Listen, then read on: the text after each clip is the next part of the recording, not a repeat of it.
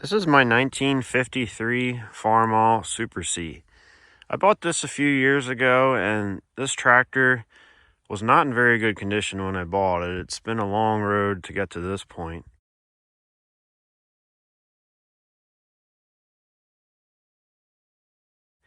I kind of think of this kind of as my one piece at a time, Johnny Cash tractor. It's needed a lot of work. It's almost to the point where I'm ready to paint it, but I don't really want to do that until all the bugs are worked out. Start at the front of this thing. I'll just go from front to back because there's so many things I've done on this. I just recently added a new set of tires, and I tracked down some wheel weights. If you're into Farmalls, you know these can be kind of tricky to find at times, and they can be kind of ridiculous as far as the price.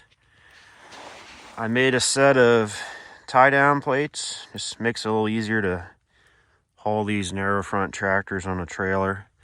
I also made a hitch plate for the front there, just if you ever want to drag it around or anything, or move a wagon.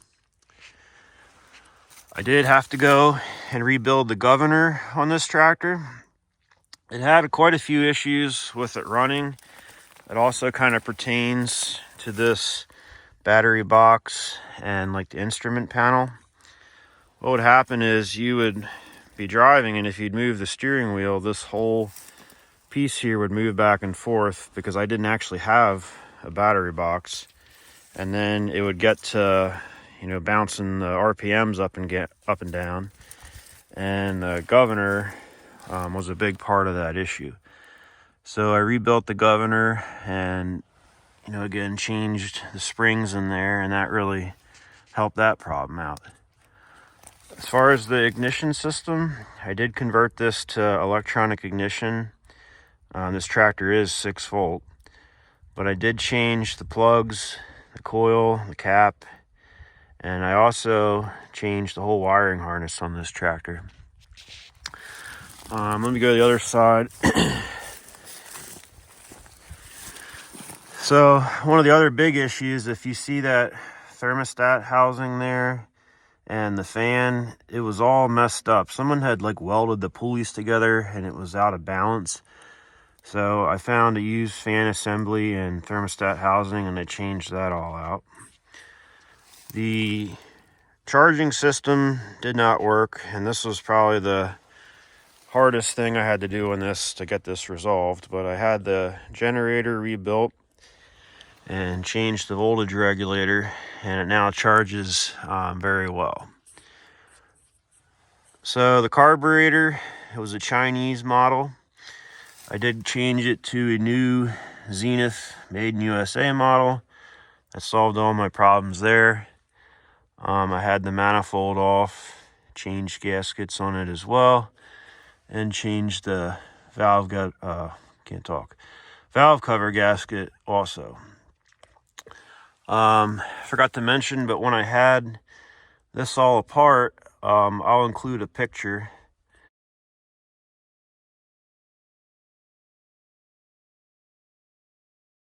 I did have the radiator off. I changed the hoses, and I actually added shutters to this.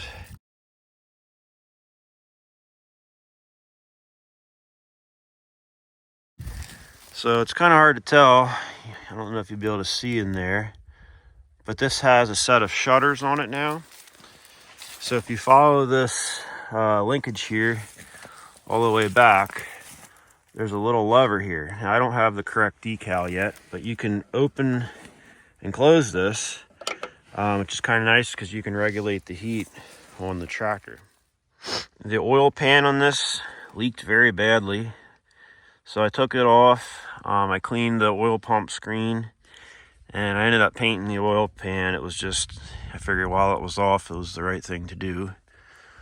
Obviously, it had a full service, changed all the oil in the engine, the air cleaner, and the rear end. I did change the sediment bowl out. Along with the fuel system, one of the other big issues I had with this was the gas tank. when I got this tractor running, you'd drive it about 50 feet and you'd hit a pebble and a chunk of rust would get in the fuel system and then it would be all clogged up. So I actually had to clean this tank out and I put a liner in there. I believe it's called Red Coat. It worked very well. If you ever have to deal with that stuff though, it's pretty, dangerous to breathe that stuff, so just be careful. I did add a little pre-cleaner top there. Put a little John Deere A in there for fun. The muffler, it's actually a reproduction IH one. I did put a new rain cap on as well. It sounds pretty good. I'll start her up in a few minutes. So again, like I mentioned earlier, it didn't have a battery box, so I've found the correct style, and that really helped with the stabilizing this instrument panel. I got all the lights working. I had to change the steering wheel out. It was in pretty bad shape. Get down here. So with this instrument panel, where the ignition switch is, someone actually cut that out with a torch. It looked really stupid in my opinion, so I welded that hole shut and put in the correct style switch.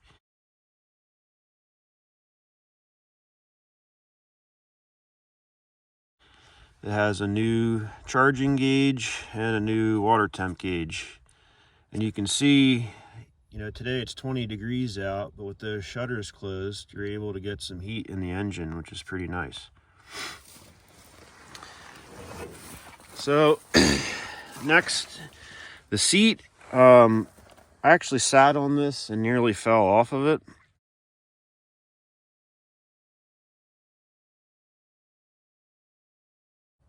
So what had happened was the bolts, there actually were studs that hold this seat pedestal to the platform here, were so rusted, basically that whole box almost fell off. So I changed all those bolts out, and while I was at it, I made new hooks there to store the hand crank, and it actually didn't even have a hand crank. I had to find one of those. I also changed all the bushings, put a new shock and a spring on there. When we come to the back, I had this whole PTO off.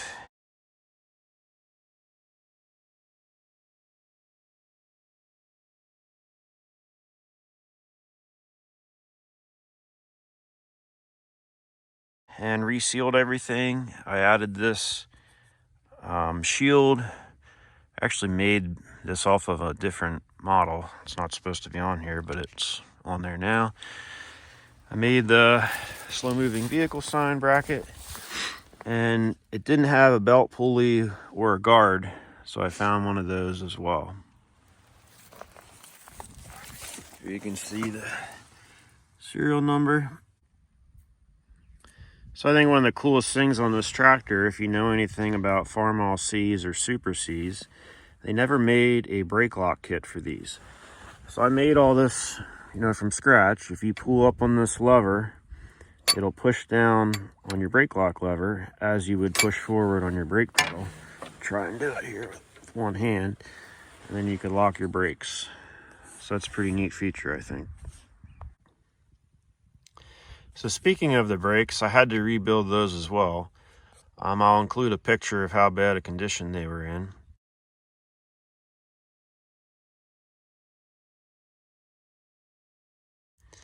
I took them all apart, changed the brake pads, and basically lubed everything up, cleaned all the surfaces, and they work very well now. I also changed those springs there, as you can see. While it was apart, I did change these seals back in here as well.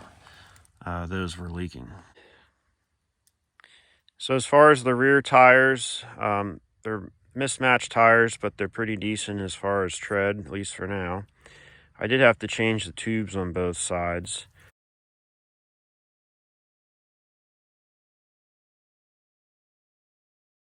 Also, I painted the wheels and I added a second set of wheel weights to each side.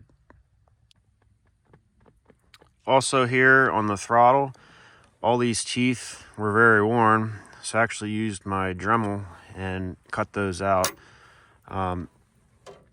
It can be very annoying if you're driving one of these and your throttle just falls down like that as you're driving. So I just basically cut those out, and that solved that problem. Alright, so we'll start it up, give her a little throttle, pull out the ignition switch. We're in neutral. On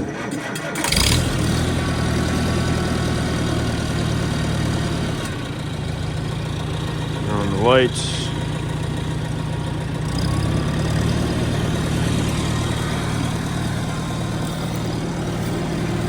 See the backlight, it actually has a red light or a headlight.